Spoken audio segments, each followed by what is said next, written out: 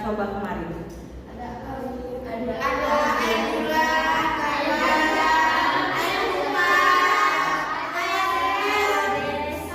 Oke, masih ingat ya? Kita masih pada materi yang sama. Kita masih membahas larutan elektrolit dan non elektrolit. Tapi pada pertemuan ini kita tidak mau menguji coba. Kita lanjut ke materi yang lainnya. Nah, tahu nggak di depan ini gambar apa? Pocari Sweat. Mereknya Pocari Sweat ya.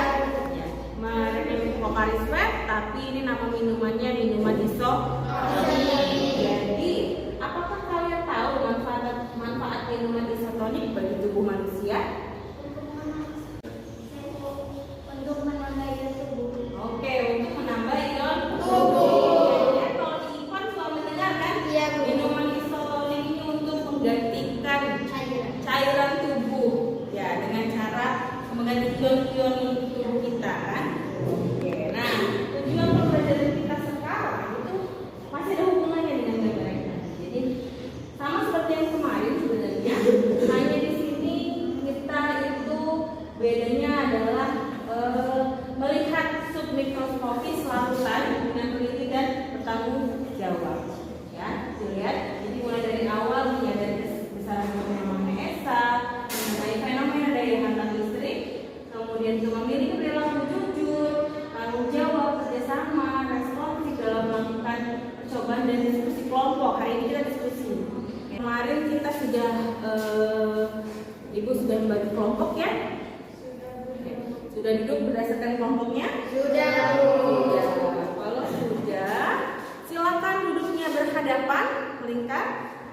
Lalu Ibu akan bagikan LKPD yang akan kita gunakan pada materi hari ini.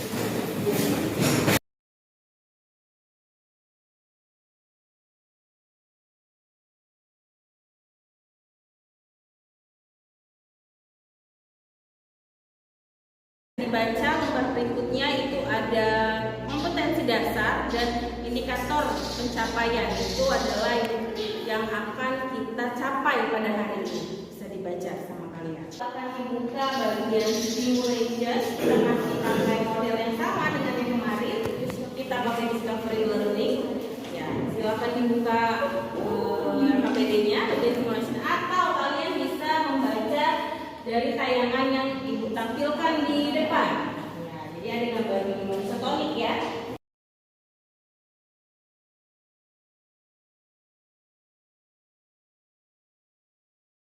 Jadi silahkan kalian amati dulu wacana dan gambar ini. Kemudian kira-kira kalau ada problem yang ingin dikemukakan, silahkan tunjuk tangan. Jadi kalau ada yang mau bertanya tuh, jadi pertanyaan seperti biasa menjadi rumusan masalah kita. Silahkan bertanya jika ada yang ingin menanyakan sesuatu. Mengapa minuman isotonik bisa menjadi larutan pengganti ion tubuh?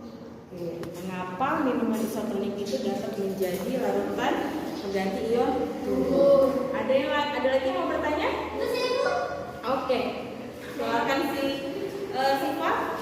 mengapa minuman isotonik dikatakan sebagai minuman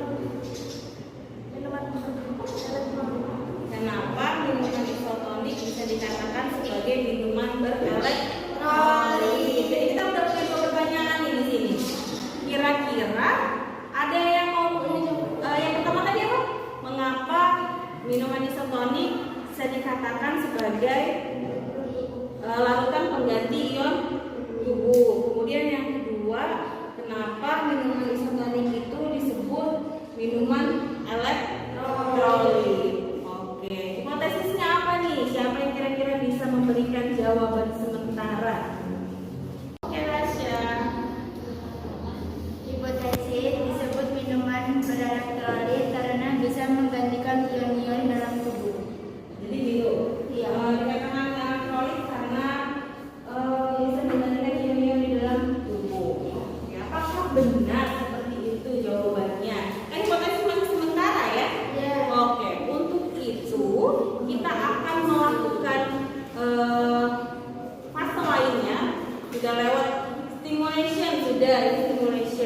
Kemudian tadi kawannya sudah memberikan problem statement. Oke, sekarang kita masuk ke data collection. Jadi sini Ibu akan menampilkan video animasi submikroskopis. Jadi submikroskopis itu adalah tampilan mikroskop dari larutan.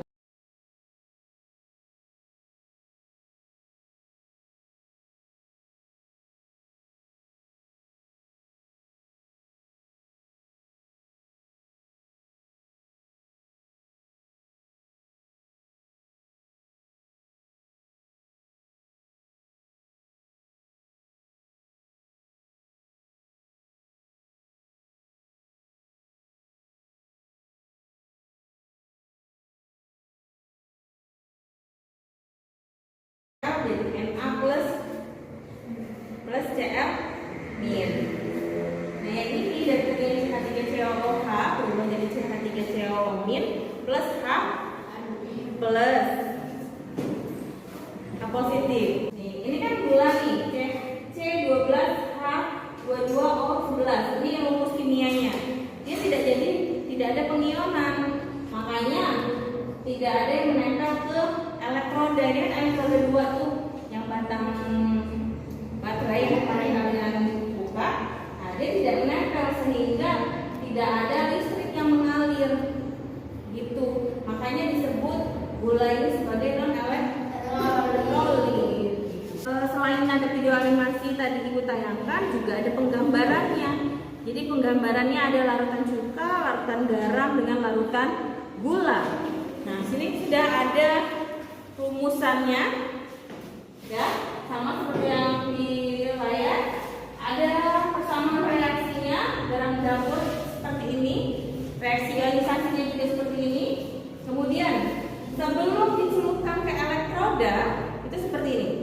Jadi garam masukkan, terus dilarutkan nanti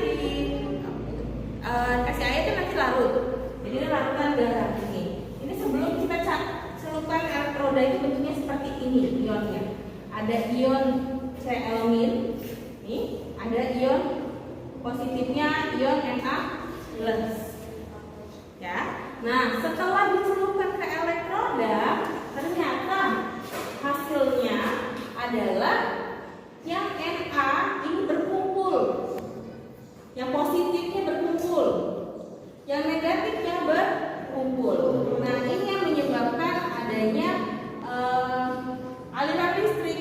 Makanya lampunya menyala terang karena semua garam yang ada tadi sudah terionisasi sempurna. Nah, sampai di sini kita sudah mengumpulkan datanya. Silahkan kalian melakukan data processing yang ada di lembar selanjutnya. Ya, silahkan didiskusikan dengan kawannya sambil Ibu bimbing. Silahkan.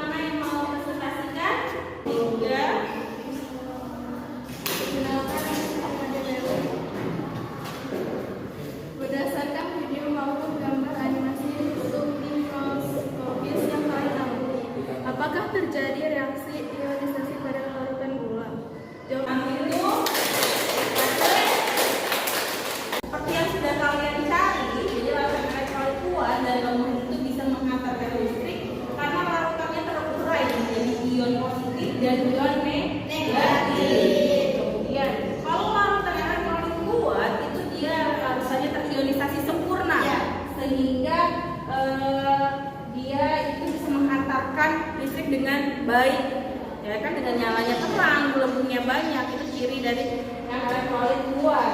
Sedangkan kalau elektrolit lemah, dia hanya terionisasi sebagian, sehingga lampunya pun redup, lembung gasnya sedikit. Oke. Dan larutan elektrolit itu biasanya senyawa yang terbentuk dari ikatan ion dan ikatan kovalen polar.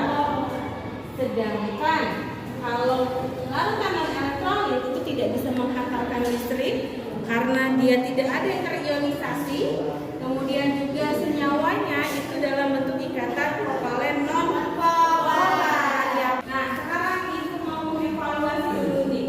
Kira-kira apa ya jawaban untuk nomor 1? Ada yang bisa menunjukkan tangan? Jawab.